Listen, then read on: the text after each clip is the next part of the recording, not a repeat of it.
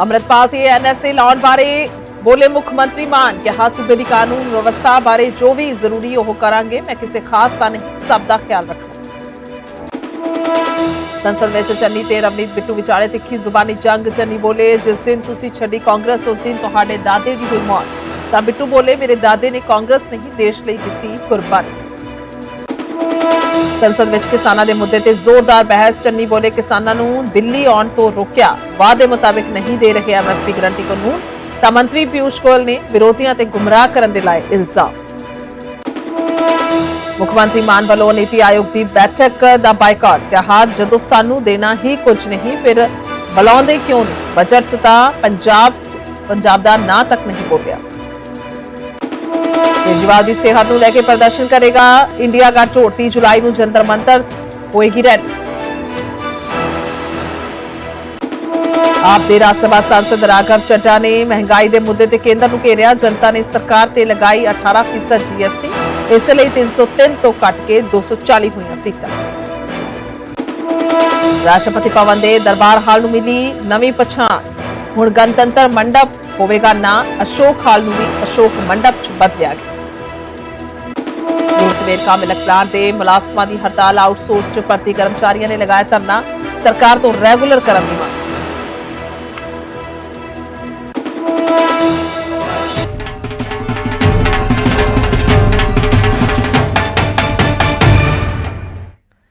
सत श्री अकाल, इस समय बुलेटिन च स्वागत है। मैं तुहाडे नाल गुरजोत संधू। शुरुआत करांगे बुलेटिन दी। तां अमृतपाल दा मुद्दा चुक के चरणजीत चन्नी घिर गए।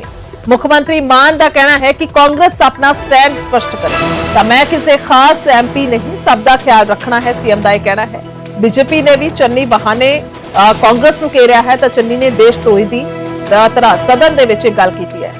तां चन्नी ने लोक सभा दे विच दस्सी कि अमृतपाल दा मुद्दा चुकिया और लोकां दा नुमाइंदा एनएसए ला के अंदर ताड़िया गया है। चरणजीत चन्नी दे वल्लों कहा गया, उन्होंने कहा कि यह बोलण की इजाजत होनी चाहिए है ताकि अपने हल्के की गल जिहड़ी है वह रख सकन, जिन्हां नूं वड्डा मार्जिन जिहड़ा है जिस दे नाल जित हुई है, लोकां ने जित दित्ती है।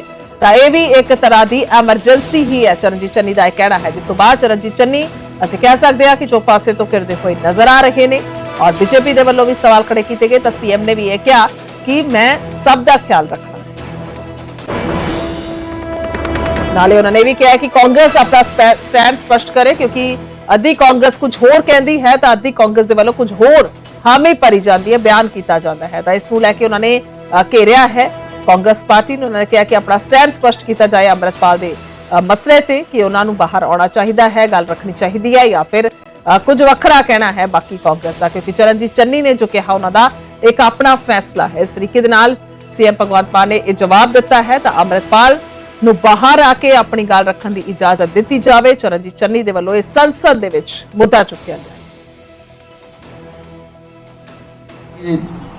की बोलना है पार्लीमेंट से तो उन्होंने हुआ जब तक कांग्रेस का स्टैंड की है, क्योंकि अद्धी कांग्रेस कुछ होर बोली जाती है, अद्धी कांग्रेस कुछ होर बोली जाती है ना। सो ये उन्होंने स्टैंड है। पर साडे वल्लों यह है कि पंजाब दे विच लॉ एंड ऑर्डर नूं मेनटेन करने वास्ते जो साडे असी अपने वल्लों एफर्ट्स करते क्योंकि मैं कला किसी खास एमपी का नहीं, मैं 3.5 करोड़ लोगों का कस्टोडियन हाँ। सो जो कानून मुताबिक जिहड़े संविधान ने उन्होंने लड़न के हक भी दिते है ना, उस संविधान मुताबिक कल नूं कोई होर फैसला आऊगा तो चरणजीत ये तो है जवाब सीएम भगवंत मान ने जो दिता है। थोड़ी देर पहला जलंधर दे विच उन्होंने जवाब दिता, पर संसद दे विच अज की कुछ कहा गया है चरणजीत चन्नी होरां दे वल्लों। उन्होंने मुद्दा चुकते हुए अमृतपाल दा की कुछ कहा, ये सुनते हैं। कि 20 लाख लोगों द्वारा पंजाब में मेंबर पार्लियामेंट चुना गया और वो एनएसए लगाकर अंदर रखा हुआ है। फ्रीडम ऑफ स्पीच, उसकी कंस्टिट्यूएंसी के लोगों की बात यहां नहीं रख पा रहे, ये भी इमरजेंसी है। इमरजेंसी ये भी है कि 20 लाख लोगों द्वारा पंजाब में मेंबर पार्लियामेंट चुना गया और वो एनएसए लगाकर अंदर रखा हुआ है। फ्रीडम ऑफ स्पीच, उसकी कंस्टिट्यूएंसी के लोगों की बात यहां नहीं रख पा रहे, ये भी इमरजेंसी है। इमरजेंसी ये भी है कि 20 लाख लोगों द्वारा पंजाब में मेंबर चरणजीत चन्नी ने बैकिंग की है, बोला कि अमृतपाल सिंह ने अगर जीत गया इलेक्शन तो उसको लाना चाहिए हम लोगों को पार्लियामेंट में। उसने आज जितना गलत बोला, देश के एज ए एमपी नहीं, देश के दुश्मन तरह यहाँ पे बात की है और देशद्रोही की तरह यहाँ बात की है। पहले उन्होंने सिर्फ अमृतपाल की बात नहीं की, उसके आड़ में उसने जो एनएसए लगा हुआ है वो उसने कहा भी किसानों के ऊपर लगा हुआ है।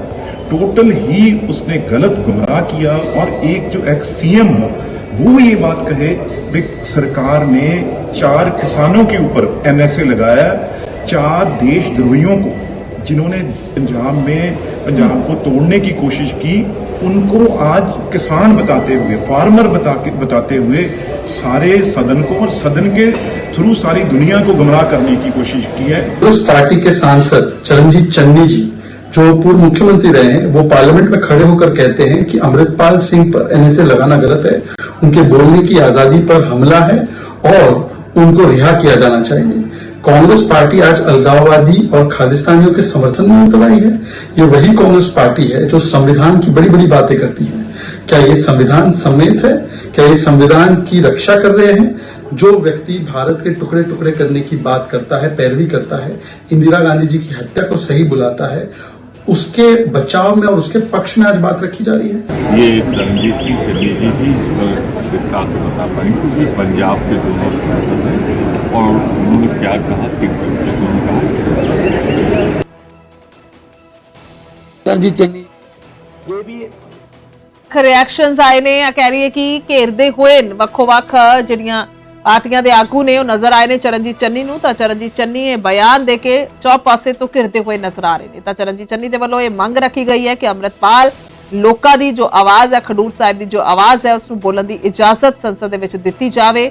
ਐਨਐਸਏ ਲਗਾ ਕੇ ਜੇਲ੍ਹ 'ਚ ਡੱਕਿਆ ਗਿਆ ਹੈ, ਇਹ ਕਿਹਾ ਗਿਆ। ਤਾਂ ਇਹ ਸਾਰਾ ਪੱਖ ਰੱਖਦੇ ਹੋਏ ਨਜ਼ਰ ਆਏ, ਮੁੱਦਾ ਚੁੱਕਦੇ ਹੋਏ ਨਜ਼ਰ ਆਏ ਆਪਣੇ ਤਰੀਕੇ ਦੇ ਨਾਲ। ਇਸ ਤੋਂ ਬਾਅਦ ਸੀਐਮ ਭਗਵੰਤ ਮਾਨ ਦੇ ਵੱਲੋਂ ਇਸ ਦਾ ਜਵਾਬ ਦਿੱਤਾ ਗਿਆ ਹੈ। ਉਹਨਾਂ ਨੇ ਕਿਹਾ ਹੈ ਕਿ ਉਹ ਸਿਰਫ ਇੱਕ ਐਮਪੀ ਦੇ ਹੀ ਆਵਾਜ਼ ਨਹੀਂ ਹਨ, ਜਵਾਬਦੇਹ ਨਹੀਂ ਹਨ, ਬਲਕਿ 3 ਕਰੋੜ ਪੰਜਾਬੀਆਂ ਦੇ ਜਵਾਬਦੇਹ ਹਨ। ਤਾਂ ਲਾਅ ਐਂਡ ਆਰਡਰ ਨੂੰ ਲੈ ਕੇ, ਜੋ ਕਾਨੂੰਨ ਵਿਵਸਥਾ ਨੂੰ ਲੈ ਕੇ ਜ਼ਰੂਰੀ ਐਕਸ਼ਨ ਦੇ ਜੋ ਹੋਣਗੇ ਉਹ ਕਰਨੇ ਪੈਣਗੇ ਔਰ ਉਸ ਦੇ ਮੁਤਾਬਿਕ ਅਸੀਂ ਕੀਤਾ ਹੈ। ਨਾਲ ਹੀ ਉਹਨਾਂ ਨੇ ਵੀ ਕਿਹਾ ਕਿ ਕਾਂਗਰਸ ਆਪਣਾ ਸਟੈਂਡ ਸਪਸ਼ਟ ਕਰੇ। ਕਾਂਗਰਸ ਦੇ ਕੁਝ ਆਗੂ ਕੁਝ ਵੱਖਰਾ ਬਿਆਨ ਦਿੰਦੇ ਨੇ ਤਾਂ ਕੁਝ ਆਗੂ ਕੁਝ ਵੱਖਰੇ ਲਈ ਤੇ ਤੁਰਦੇ ਨੇ, ਵੱਖਰਾ ਬਿਆਨ ਦਿੰਦੇ ਨੇ। ਤਾਂ ਇਹ ਕਿਹਾ ਗਿਆ ਸੀਐਮ ਭਗਵੰਤ ਮਾਨ ਦੇ ਵੱਲੋਂ। ਦੂਸਰੇ ਪਾਸੇ ਰਵਨੀਤ ਬਿੱਟੂ ਤਾਂ ਦੇਸ਼ ਧਰੋਹੀ ਕਰਾਰ ਦਿੰਦੇ ਹੋਏ ਕਿਸਮ ਦੇ ਨਾਲ ਚਰਨਜੀਤ ਚੰਨੀ ਦੇ ਬਿਆਨ ਨੂੰ ਨਜ਼ਰ ਆਏ ਨੇ। ਕਿਹਾ ਕਿ ਇਸ ਤਰੀਕੇ ਦਾ ਇਹ ਬਿਆਨ ਸਾਫ਼ ਤੌਰ ਤੇ ਨਜ਼ਰ ਆਉਂਦਾ ਹੈ ਕਿ ਜੋ ਦੇਸ਼ ਦੇ ਟੁਕੜੇ ਟੁਕੜੇ ਕਰਨਾ ਚਾਹੁੰਦਾ ਹੈ ਉਸ ਦੇ ਨਾਲ ਕਾਂਗਰਸ ਖੜੀ ਹੈ, ਚਰਨਜੀਤ ਚੰਨੀ ਖੜੇ। ਬੀਜੇਪੀ ਦੇ ਵੱਲੋਂ ਵੀ ਤੰਜ ਕੱਸਿਆ ਗਿਆ ਹੈ। ਬੀਜੇਪੀ ਦਾ ਵੀ ਇਹੀ ਕਹਿਣਾ ਹੈ ਕਿ ਜੋ ਸ਼ਖਸ ਇਸ ਤਰੀਕੇ ਦੇ ਨਾਲ ਗੱਲਬਾਤ ਰੱਖਦਾ ਹੈ, ਜੋ ਜਿਸ ਸ਼ਖਸ ਦਾ ਕਹਿਣਾ ਹੈ ਕਿ ਵੱਖਰੇਵੇਂ ਜਿਹੜੇ ਨੇ ਉਹ ਵੱਖਰਾ ਹੋਣਾ ਚਾਹੀਦਾ ਹੈ ਪੰਜਾਬ, ਤਾਂ ਉਸ ਨੂੰ ਲੈ ਕੇ ਇਹ ਬਿਆਨ ਦੇਣਾ, ਉਸ ਨੂੰ ਲੈ ਕੇ ਇਹ ਕਹਿਣਾ ਕਿ ਸੰਸਦ ਦੇ ਵਿੱਚ ਬੋਲਣ ਦੀ ਇਜਾਜ਼ਤ ਹੋਣੀ ਚਾਹੀਦੀ ਹੈ, ਤਾਂ ਸਾਫ਼ ਤੌਰ ਤੇ ਇਹ ਨਜ਼ਰ ਆਉਂਦਾ ਹੈ ਕਿ ਦੇਸ਼ ਧਰੋਹੀ ਵਾਲੀ ਗੱਲ ਕੀਤੀ ਜਾ ਰਹੀ ਹੈ, ਤਾਂ ਇਹ ਗਲਤ ਹੈ। ਤਾਂ ਸਿੱਧੇ ਤੌਰ ਤੇ ਚਰਨਜੀਤ ਚੰਨੀ ਦੇ ਵੱਲੋਂ ਅੱਜ ਸੰਸਦ ਦੇ ਵਿੱਚ ਜਿੱਥੇ ਬਾਕੀ ਹੋਰ ਬਹੁਤ ਹੰਗਾਮਾ ਹੋਇਆ, ਮੁੱਦੇ ਨੂੰ ਲੈ ਕੇ ਜਿਹੜੀ ਚਰਚਾ ਹੋਈ ਜਾਂ ਕਹਿ ਲਈਏ ਕਿ ਰਵਨੀਤ ਬਿੱਟੂ ਦੇ ਨਾਲ ਵੀ ਬਹਿਸਬਾਜ਼ੀ ਹੋਈ, ਪਰ ਇਸ ਮੁੱਦੇ ਤੇ ਵੀ ਹੁਣ ਇੱਕ ਘਮਾਸਾਨ ਨਜ਼ਰ ਆ ਰਹੀ ਹੈ।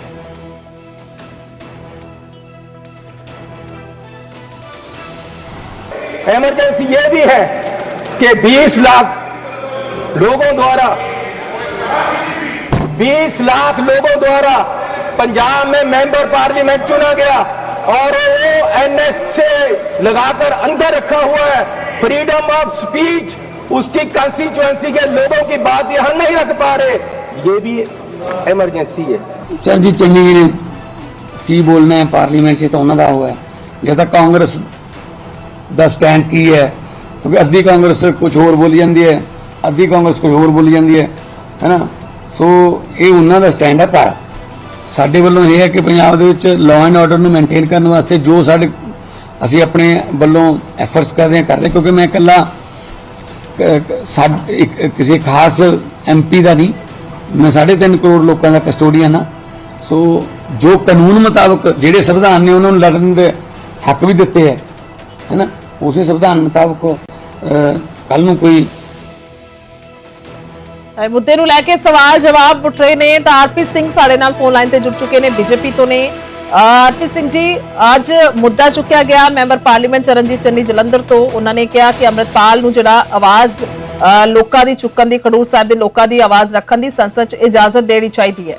ਤਾਂ ਜਿਸ ਤੋਂ ਬਾਅਦ ਰਿਐਕਸ਼ਨਸ ਆ ਰਹੇ ਨੇ, ਤੁਸੀਂ ਕੀ ਕਹੋਗੇ ਸਭ ਤੋਂ ਪਹਿਲਾਂ, ਕਿਉਂਕਿ ਬੀਜੇਪੀ ਦਾ ਵੀ ਇਹੀ ਕਹਿਣਾ ਹੈ ਕਿ ਇਸ ਤਰੀਕੇ ਦੇ ਨਾਲ ਨਹੀਂ ਹੋ ਸਕਦਾ, ਜੋ ਵਖਰੇਵੇਂ ਦੀ ਗੱਲ ਕਰਦਾ ਹੈ ਉਸ ਨੂੰ ਇਸ ਤਰੀਕੇ ਇਜਾਜ਼ਤ नहीं मिल सकती।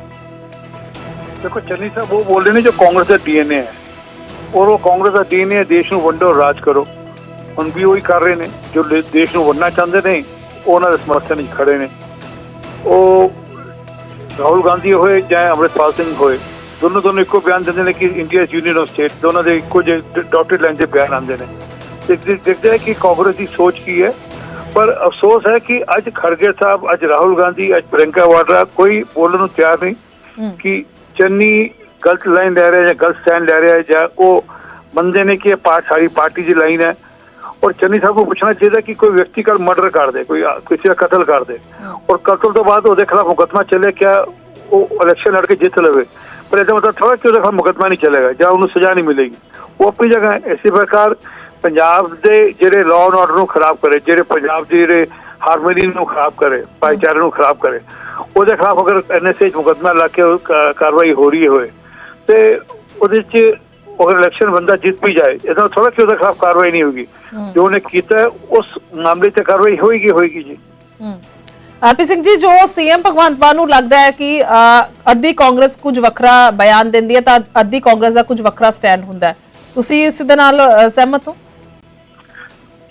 ਪਹਿਲੇ ਉਹਨੂੰ ਪੁੱਛੋ ਕਿ ਕੁਲਤਾਰ ਸਿੰਘ ਸਾਂਝਵਾਨ ਸਾਹਿਬ ਜਦ ਕੈਨੇਡਾ ਜਾਂਦੇ ਨੇ, ਹਰਜੀਤ ਸਿੰਘ ਬਾਜਵਾ ਨਾਲ ਫੋਟੋ ਖਿਚਾਉਂਦੇ ਨੇ, ਲੰਗਰ ਖਾਂਦੇ ਨੇ, ਉਹਦੇ ਘਰ ਜਾ ਕੇ ਲੰਚ ਕਰਦੇ ਨੇ, ਤੇ ਉਹ ਕਿਹੜੀ ਪਾਰਟੀ ਦਾ ਸਟੈਂਡ ਹੈ? ਜਾਂ ਰਾਘਵ ਚੱਡਾ ਯੂਕੇ ਜਿਹਦਾ ਇੱਕੋ ਫੋਟੋ ਸੋਸ਼ਲ ਮੀਡੀਆ 'ਤੇ ਪਾਉਂਦਾ ਹੈ, ਉਹ ਵੀ ਪ੍ਰੀਤੀ ਗੇਰਵਾਲ ਦੇ ਨਾਲ, ਜਿਹੜੀ ਕਿ ਓਪਨਲੀ ਖਾਲਿਸਤਾਨ ਦੀ ਸਮਰਥਕ ਹੈਗੀ ਹੈ, ਉਹ ਕਿਹੜੀ ਲਾਈਨ ਹੈ?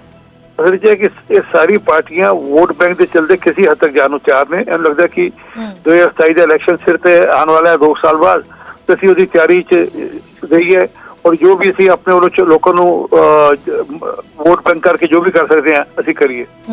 ਤਾਂ ਤੁਹਾਨੂੰ ਇਹ ਲੱਗਦਾ ਕਿ ਜੋ ਚਰਨਜੀਤ ਚੰਨੀ ਕਹਿ ਰਹੇ ਨੇ ਤਾਂ ਸਾਰੀ ਹੀ ਕਾਂਗਰਸ ਦਾ ਇਹੀ ਕਹਿਣਾ ਹੋਏਗਾ ਕਿ ਅੰਮ੍ਰਿਤਪਾਲ ਨੂੰ ਆ ਕੇ ਲੋਕਾਂ ਦੀ ਆਵਾਜ਼ ਚੁੱਕਣੀ ਚਾਹੀਦੀ ਹੈ? ਚਰਨਜੀਤ ਸਿੰਘ ਚੰਨੀ ਉਹਨਾਂ ਪਾਰਟੀ ਦੇ सीएम रहे ने, पंजाब दे ਵੱਡਾ ਚਿਹਰਾ ਨੇ, ਪੰਜਾਬ ਦੇ एमपी ने जलंधर तो, और हाले तक ते पार्टी वालों कोई स्टेटमेंट आया नहीं। और जी गल मैं हुण फिर वापस कह, राहुल गांधी और अमृतपाल जी बयान इक्को जे ने कि India is union of state.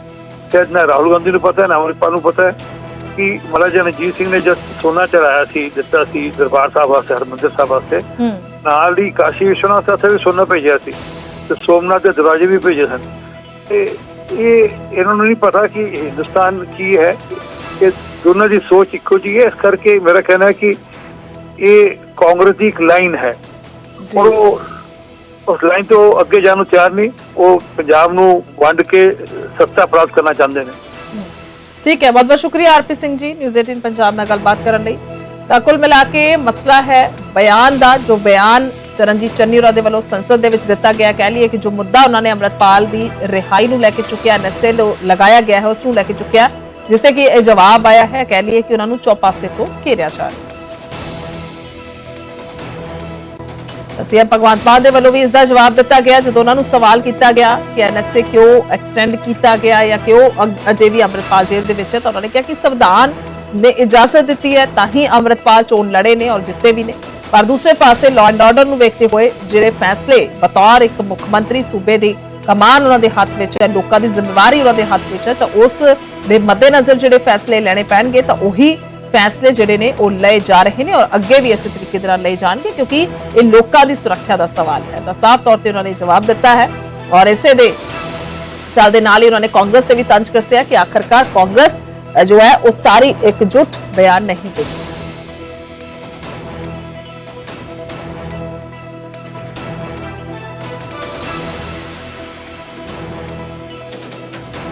सभा में थे जब चरणजीत सिंह चन्नी ने अमृतपाल की बात की, उस पर लड़ाई हो गई, क्या हुआ था?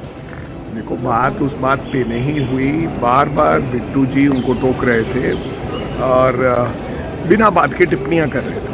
तो चन्नी जी ने कुछ कहा तो फिर उन्होंने कहा मैडम सोनिया गांधी के बारे में कुछ कहने लगी। तो हमने बोला कि ऐसा आपको बोलना नहीं चाहिए, जिस प्रकार से आपकी शब्दावली है ये आपको शोभा नहीं देता। आपने अभी तक 3 बार कांग्रेस से आप संसद बने हो, तो आप तो हारे हुए हो भैया, हारे हुए को मंत्री बनाया हुआ है, और लेकिन आप इस तरीके से किसी के बारे में जो हाउस में नहीं है टिप्पणी नहीं कर सकते।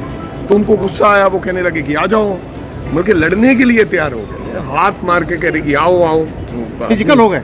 नहीं, अपनी चेयर से उठकर आगे लड़ने के लिए। तो ऐसा एक मंत्री का ऐसा व्यवहार हो, मैंने तो पहली बार देखा है कि चुना हुआ बंदा जो 15 साल से देश की संसद में वो इस तरीके का व्यवहार करे हमारे साथ, ये अच्छा नहीं है। सर, इस सोनिया गांधी के लिए क्या इस्तेमाल किया, किन शब्दों का उन्होंने? तो मेरे को लगता है कि जो बहुत ही निंदनीय शब्दों का इस्तेमाल सोनिया जी के लिए कहा, जब अंग्रेजों की कुछ ऐसी बात कर रहे थे चन्नी साहब, तो इन्होंने कुछ ऐसी वैसी टिप्पणी की जो तो पूरी मेरे को लगता है कि सदन ने उसकी निंदा की कि इस तरीके का, वो हमारी माँ जैसी हैं और वो उनके पाँव छुआ करते थे कभी कभी की रोज़ कहते थे कि मेरा तो जीवन आपके कांग्रेस के लिए है। तो मेरे को लगता अपने आप को प्रूव कर रहे थे कि मैं अब भाजपा ही हो चुका हूँ, लाइसेंस ले रहे थे। वो कह रहे हैं ना कि नया गया फिर अल्लाह ज़्यादा करता है। अच्छा, तो मेरे कहने का मतलब कि इस प्रकार का चुने हुए संसद का व्यवहार नहीं होना चाहिए। मैं मानता हूँ, मेरे को लगता है कि बिट्टू जी को इस व्यवहार के लिए खड़े होकर माफी मांगे। मेरा आखिरी सवाल आपसे ये है कि जो चरणजीत सिंह चन्नी ने कह दिया कि वो अमृतपाल के लिए कि वो चुना हुआ नुमाइंदा है, 20 लाख उन्होंने चुना, उसको आने नहीं दिया जा रहा, वो तो देश विरोधी एक तरह से उनके ऊपर एक कानून लगा हुआ है। देखो जिस प्रकार मैं किसी ऐसी चीज़ पे टिप्पणी नहीं करना चाहता, क्योंकि मेरे को संविधान में पूर्ण विश्वास है, कॉन्स्टिट्यूशन पर जो जिस प्रकार की कॉन्स्टिट्यूशन में जिस प्रकार की हर व्यक्ति के लिए लिबर्टी है वो उनको मिलनी चाहिए, बीट अमृतपाल बीट कोई और कानून की उल्लंघना कोई नहीं कर सकता, चाहे मैं हूँ चाहे कोई और व्यक्ति है। लेकिन हाँ, ये मेरा ज़रूर मानना है कि संविधान के मुताबिक जो अमृतपाल जी को सुख सुविधाएं जब मिलनी चाहिए वो मिलनी चाहिए। ना मैं मैं संविधान से ऊपर नहीं हूँ, constitution what ever constitution says. क्या कहेंगे सर? ये थे राजा वड़िंग जो कह रहे थे कि अमृतपाल को वो सारी सुविधाएं मिलनी चाहिए जो ਤਾਂ ਰਾਜਾ ਵੜਿੰਗ ਦੇ ਵੱਲੋਂ ਇਹ ਕਿਹਾ ਗਿਆ ਹੈ ਕਿ ਨਾ ਤਾਂ ਉਹ ਪੱਖ 'ਚ ਨੇ ਨਾ ਖਿਲਾਫਤ 'ਚ ਨੇ ਇਸ ਬਿਆਨ ਦੇ, ਕਿਉਂਕਿ ਜਿਸ ਹਿਸਾਬ ਦੇ ਨਾਲ ਇਹ ਕਿਹਾ ਗਿਆ ਸੀ ਭਗਵੰਤ ਮਾਨ ਦੇ ਵੱਲੋਂ ਕਿ ਕਾਂਗਰਸ ਦੇ ਵੱਲੋਂ ਇਕਜੁੱਟਤਾ ਇਸ ਬਿਆਨ ਤੇ ਨਹੀਂ ਹੋਏਗੀ, ਤਾਂ ਕੁੱਲ ਮਿਲਾ ਕੇ ਰਾਜਾ ਵੜਿੰਗ ਇਹ ਕਹਿ ਰਹੇ ਨੇ ਕਿ ਨਾ ਤਾਂ ਉਹ ਉਸ ਵਿਅਕਤੀ ਦੇ ਹੱਕ ਦੇ ਵਿੱਚ ਨੇ ਜਿਨ੍ਹਾਂ ਦੇ ਵੱਲੋਂ ਕੋਈ ਜ਼ੁਲਮ ਕੀਤਾ ਗਿਆ ਜਾਂ ਫਿਰ ਕੋਸ਼ਿਸ਼ ਕੀਤੀ ਗਈ, ਜਿਸ ਤੇ ਹਲੇ ਅਜੇ ਜਿਹੜਾ ਹੈ ਉਹ ਸਾਰਾ ਮਾਮਲਾ ਹੈ, ਜਾਂਚ ਚੱਲ ਰਹੀ ਹੈ, ਤਾਂ ਫਿਰ ਉਹਨਾਂ ਨਾ ਤਾਂ ਉਹਨਾਂ ਦੇ ਹੱਕ ਵਿੱਚ ਨੇ ਨਾ ਹੀ ਖਿਲਾਫਤ ਦੇ ਵਿੱਚ ਨੇ। ਨਾ ਕਿਹਾ ਕਿ ਅੰਮ੍ਰਿਤਪਾਲ ਨੂੰ ਜਿਹੜੇ ਹੱਕ ਮਿਲਣੇ ਚਾਹੀਦੇ ਨੇ ਉਹ ਮਿਲਣ।